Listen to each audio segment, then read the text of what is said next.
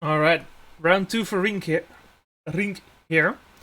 Uh, he's playing Death Shadow. Now that's not a deck he's really familiar with, and of course, the first time you play a deck, you get coverage.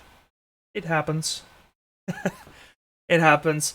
His opponent for this round is going to be myself playing niv-mizzet, which is at this point probably the deck I'm most known for.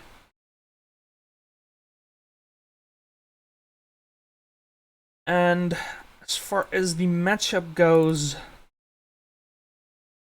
now I should know this. it's been a while since I've really dug into modern Niv. I've mostly been focusing on the legacy version and thinking there's a legacy version. Well, there is now. it's probably the deck I've put the most work in.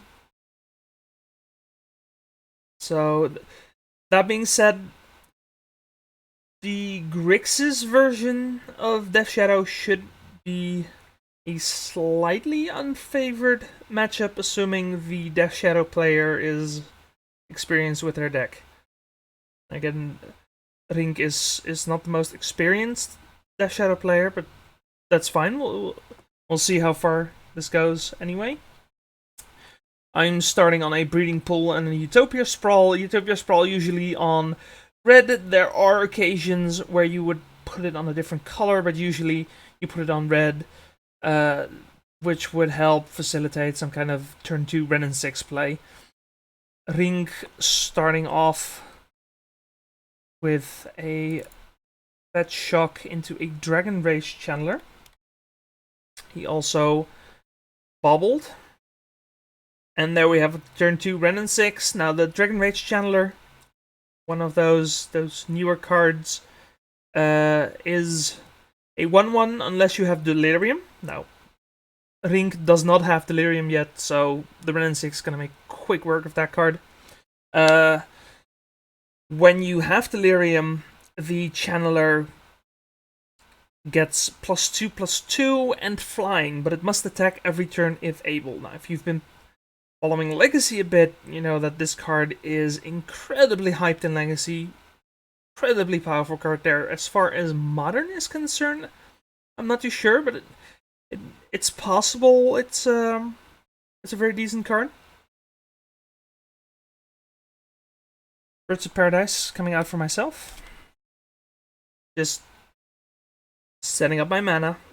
The Niv deck usually just wants to get its mana going, and after that, it's pretty much smooth sailing from there.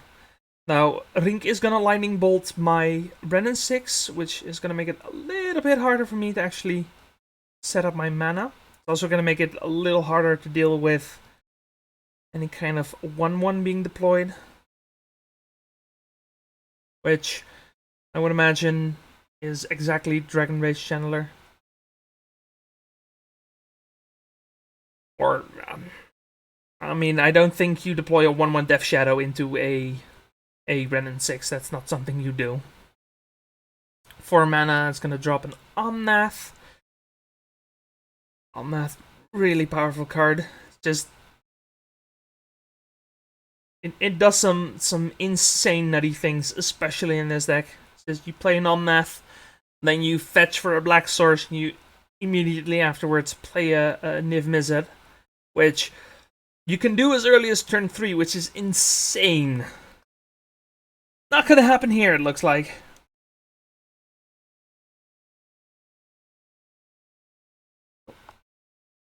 Missed the fetch there. But it's still gonna draw me a card, it's still gonna gain me 4 life for just playing a Snow-Covered Plains. And now it's a 4/4 body. Good luck with it. Have fun. A Death Shadow draw for Rink, it seems, but Death Shadow not really gonna do much here. Inquisition of Kozilek coming out is gonna reveal a Niv, a Valky, and a Kaya's Guile. Now, Valky drew some attention a couple weeks ago for a particular cascade interaction, which meant that you could essentially cascade into a 7-mana planeswalker for just 3 mana. That was insane. It actually led to a rules change for specifically the cascade mechanic. However, because they did it for exactly that, it didn't end up actually changing its interaction with Bring to Light, another staple in this deck.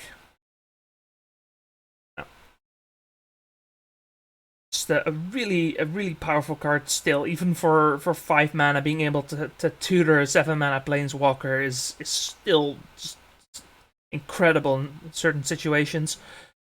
Now the card Rink actually ends up taking is Kaya's Guile, which would quite handily remove whatever creature Rink decides to play.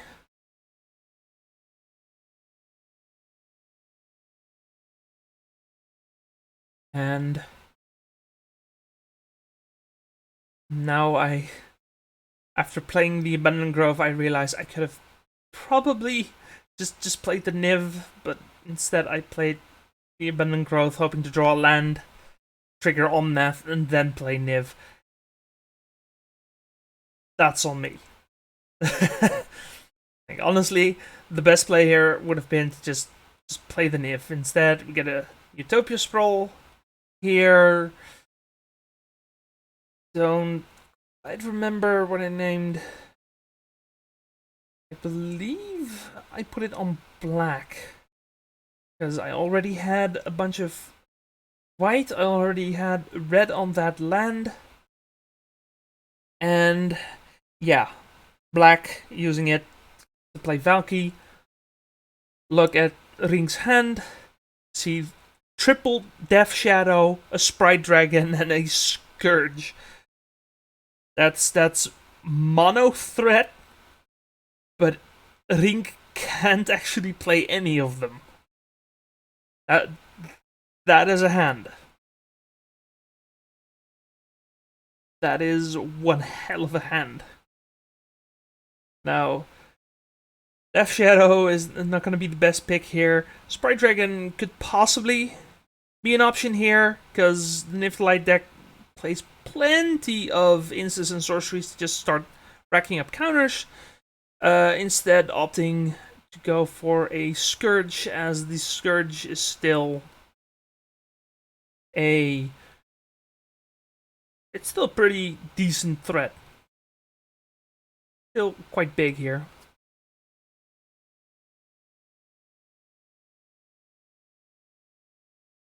I think going to 13 draws and plays a Dragon-based Channeler, which unfortunately in this situation is going to do a whole lot. Now you have an Omnath, a 3/3 Valky staring you down, and a niv-mizzet just in the back, waiting to go. It looks like that is what is happening here. Deciding how to tap my mana, and there is the Niv. Now, Niv, I'm gonna reveal the top 10 cards of my library, and then for every guild on Ravnica, every 2-color pair, I choose one card that is exactly those colors. So no extra copies of Niv, no Omnaths, because those are not exactly those colors, and I add those cards to my hand. Now, looks like a pretty light hit here. It's not the worst. It's a Teferi and it's a Nahiri, so could be worse. Could definitely be better. And then just putting those 8 cards on the bottom, which is still fine. You know, those are 8 cards you're not drawing, and from the look of it, it was mostly land. So scry 8 lands to the bottom. Like that's pretty decent, right? Nothing wrong with that.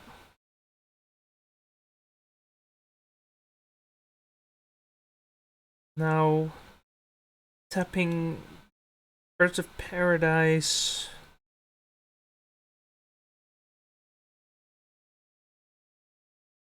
For another Utopia Sprawl. I believe this one does go on white. So that one breeding pool can technically make all 5 colors, just not blue and green at the same time, so it's fine. Swing coming in here for 7.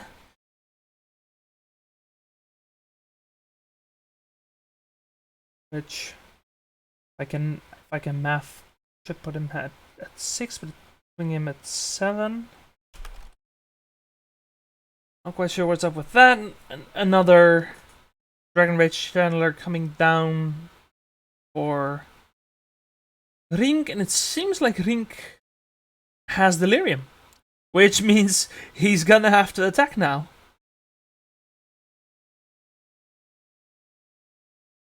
Putting me to 14, which actually makes Valky a 6/6 now because of its ability to become essentially a copy of Scourge. And now the question is, how do you want to die? Because there's a 6/6 flyer, there's a 4/4 that you can block. There's the 6/6 Valky. Now Teferi is coming down, getting rid of your blocker, and this game is just done. This game is over. Rink deciding, you know what, I'll take it to the chin. Because the 4, I put myself 17 with a Lightning Helix, forgetting that actually shrinks Valky, and doesn't matter, it's lethal anyway. Now, starting next week, we're going to be able to pick coverage by round, so we can try and avoid these kinds of feel bad things. But due to COVID limitations for the past couple weeks, we've had to pick one person and just have them on coverage for the full 3 rounds. So sometimes it happens, you get just a player having a bad day, because Rink is not a bad player, but them's the beats. It happens. But hopefully, starting next week, we'll not only have 4 rounds per evening, which means 8 rounds per week, which that's gonna be a thing. This has been with the training wheels on. It's gonna be 8 rounds a week. Well, I'll make it through, but we're also gonna be able to look per round to see who's performing that night, and hopefully prevent these kinds of feel bad evenings where you're just playing a deck and you're just getting smacked around all evening, and it's like I don't want people to go on coverage and then feel bad because they're getting beat, you know? Like that's not nice to people. And again, Rink is a fantastic player. He's just not on a deck that he's very comfortable with. But it happens. So, Rink starting off on a pretty fast start here. Playing a Dragon Race Chandler, it already hit me for a point of damage. I started off again on the Utopia Sprawl. And a Windswept Heath being cracked. And thinking about what it is that I'm fetching here. Now, this is a game I believe I didn't put the Sprawl on red because I had a number of white cards in hand that I really wanted to cast. And it could have been on black. I'm not sure. It's been a few days, so my apologies. But a Vanishing Verse coming out, gonna exile the Dragon Rage Channeler. At least attempt to exile it, and Rink fetching in response here.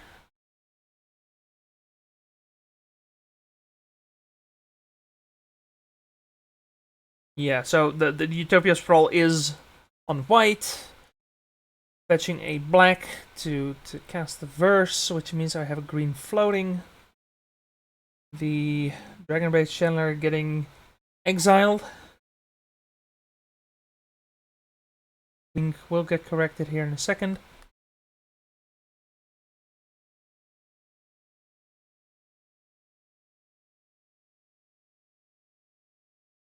Fetching, shocking a Watery Grave. So setting up for those turns. Those sweet Death Shadow turns. We actually see a Death Shadow, because I do see a Sprite Dragon, I see a Dragon Rage Channeler being drawn this turn. And there's the exile.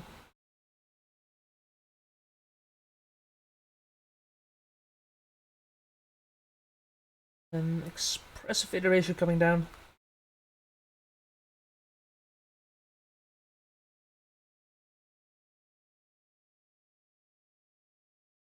Card in hand, one on the bottom, and he exiles a Watery Grave.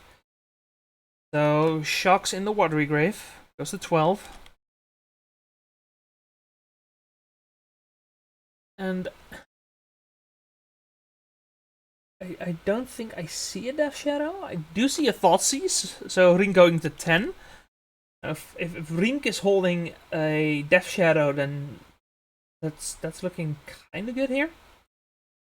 Thoughtseize revealing a snow-covered island, a steam vents, a lightning helix, another vanishing verse, and a supreme verdict. Rink deciding to take the supreme verdict. I think vanishing verse may have been a better pick here. Supreme verdict is not easy to just hard cast, especially given the lands that I'm presenting here. And the Lightning Helix is something you can play around, so that's definitely something you don't want to take here, I think. Unless you absolutely have to go even lower in life total, which he might. He might at this point. You see a Thoughtseize draw here.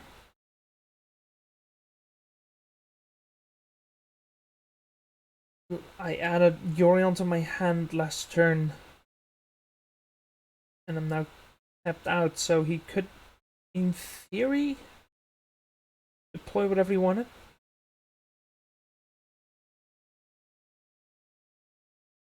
Thankfully, drawing the Thoughtseize means that he is able to get rid of the Vanishing Verse and then deploy any kind of threat.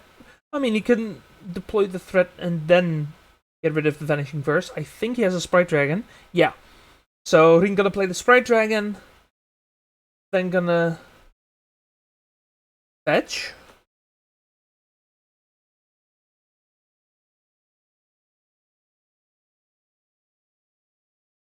So, very easily gonna be able to just play the Thoughtseize, pump the Sprite Dragon, and then he does a clock. But now the problem is he is gonna have to take the Lightning Helix, because the Lightning Helix is actually able to kill the Sprite Dragon, whereas the Vanishing Verse isn't.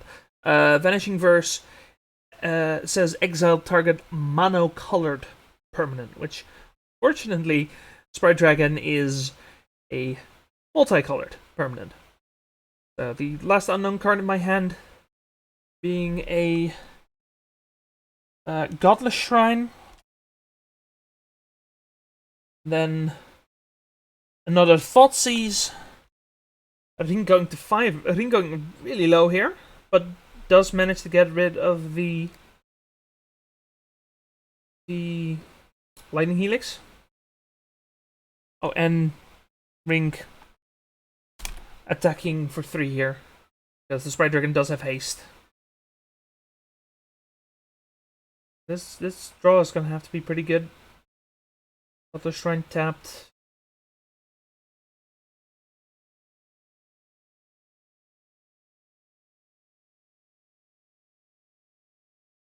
Now Ring does have a clock, but it's not really the fastest clock yet. I think I see a Scourge here. That would be a fantastic drop. Just put it into play.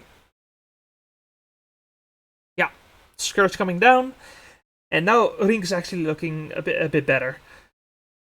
That being said, the Scourge is gonna get answered by the Vanishing Versa, so maybe it's not looking that good. Oh no, he had Drown in the lock. I forgot.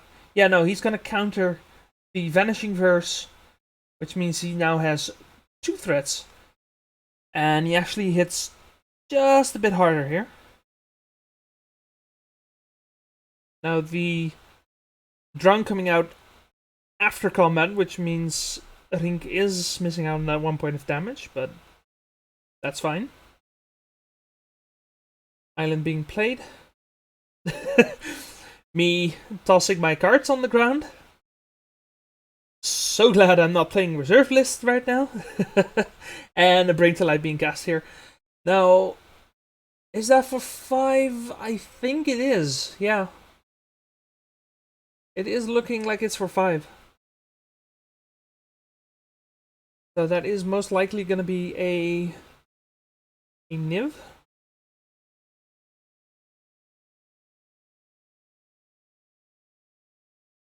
Wait, did I miss a point of damage?